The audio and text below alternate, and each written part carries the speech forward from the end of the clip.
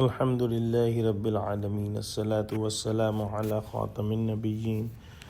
وعلى آله وصحبه أجمعين أما بعد فأعوذ بالله من الشيطان الرجيم بسم الله الرحمن الرحيم قال الله تعالى في سورة النحل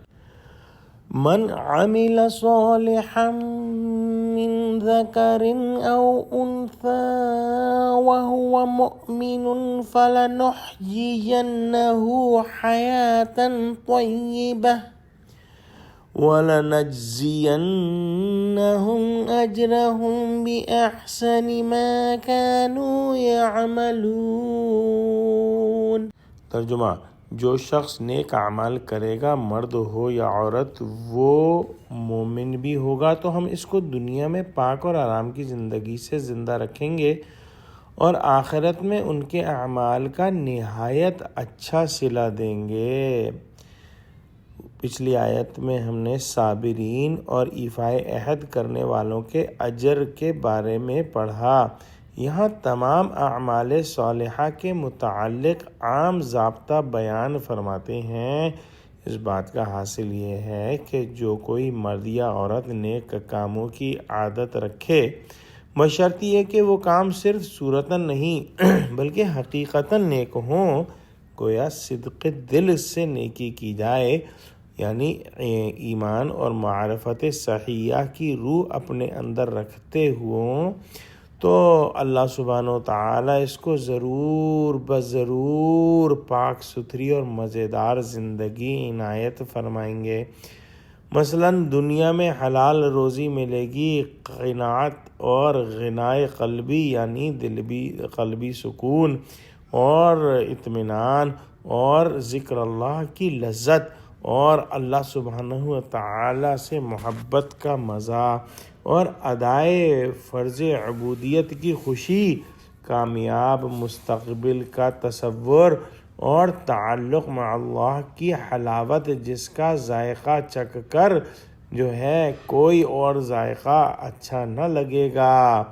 یہ تمام انعامات اس کو دنیا ہی میں مل جائیں گے۔ اسی لیے ایک بزرگ نے فرمایا تھا کہ اگر بادشاہوں اور سلاطین کو خبر ہو جائے کہ شب بیداروں کو رات کے اٹھنے میں کیا لذت اور دولت حاصل ہوتی ہے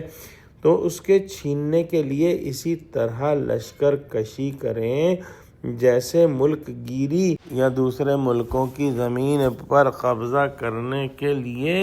کیا کرتے ہیں۔ بہرحال مومن قانت کی پاک اور مزیدار زندگی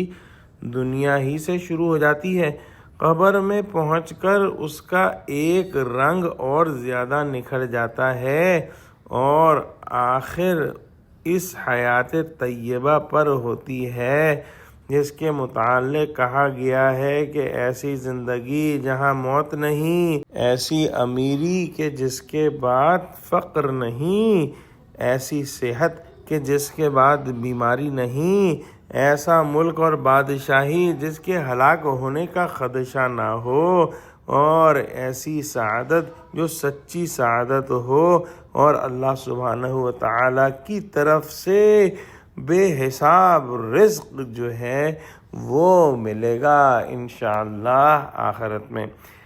آج کی آیت میں بتلا دیا گیا کہ قرآن کی نظر میں عورت اور مرد کی نیکی اور کامیابی کا ایک ہی ضابطہ ہے، یعنی